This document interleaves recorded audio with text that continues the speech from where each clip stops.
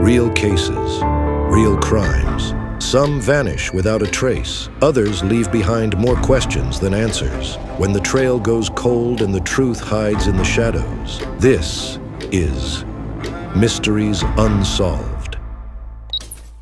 What happened to Katelyn Markham? Katelyn Markham was a vibrant 21-year-old student at the Art Institute of Ohio, Cincinnati. Known for her warmth and optimism, she was just weeks away from completing her degree and had plans to move to Colorado with her fiancé, John Carter. But on the night of August 13, 2011, everything changed. John Carter was the last known person to see Katelyn alive. According to his statement, he left her Fairfield, Ohio, townhome around midnight. By the next morning, Katelyn was gone.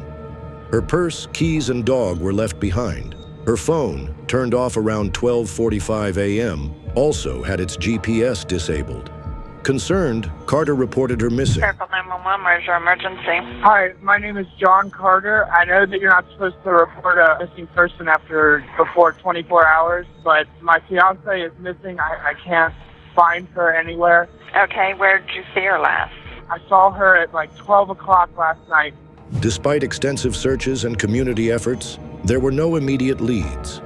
Katelyn's disappearance haunted the community for nearly 2 years, until on April 7, 2013, skeletal remains were discovered in a remote wooded area in Cedar Grove, Indiana, roughly 30 miles from her home. 3 days later, dental records confirmed what many feared. The remains belonged to Katelyn Markham.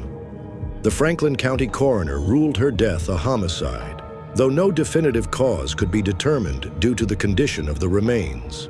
Forensic anthropologist Dr. Stephen Naraki noted 3 sharp force trauma wounds on Katelyn's left wrist, suggesting the use of a weapon. Oddly, her head was found in a bag with little evidence of decomposition, indicating it may have been moved after death. There were no signs of struggle at Katelyn's condo.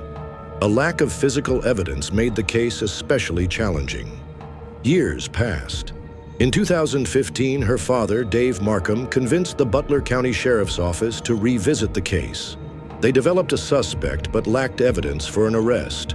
A documentary, a podcast, and a national TV feature brought fresh attention. In 2022, Butler County prosecutor Michael Gemoser reopened the investigation.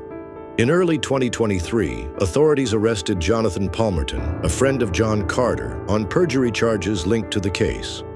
A month later, Carter himself was indicted for Katelyn's murder.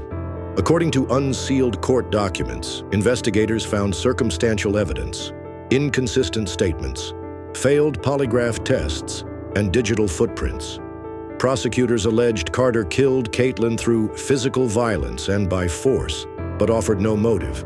He was released on bond with GPS monitoring. In June 2024, Carter pleaded guilty to involuntary manslaughter as part of a plea deal, admitting responsibility without fully explaining his actions. On July 18, 2024, he was sentenced to 3 years in prison, the maximum allowed under the agreement. The judge noted his lack of remorse and failure to aid Katelyn after her death. Do you think John Carter's plea deal delivered justice? Let us know your thoughts in the comments. The plea deal brought mixed emotions. Dave Markham, Katelyn's father, said it felt unfair but also provided a form of closure. He had always believed Carter was responsible. Others in the community echoed his sentiment, frustrated by the short sentence and unanswered questions. Alternative theories had circulated for years. Some speculated an accidental overdose or cover-up. Indiana detective Vance Patton admitted this theory fit some facts, but maintained that Katelyn likely died in Ohio.